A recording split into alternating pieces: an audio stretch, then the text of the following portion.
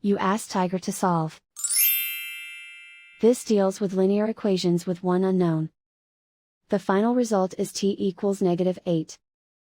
Let's solve it step by step. Group all t terms on the left side of the equation. Subtract 3t from both sides. Group like terms. Simplify the arithmetic. Group like terms. Simplify the arithmetic.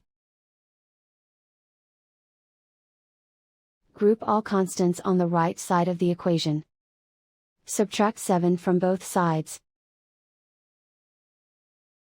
Simplify the arithmetic.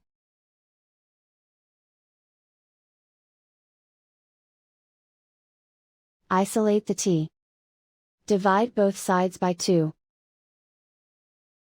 Simplify the fraction. Find the greatest common factor of the numerator and denominator. Factor out and cancel the greatest common factor. And so the final result is t equals -8.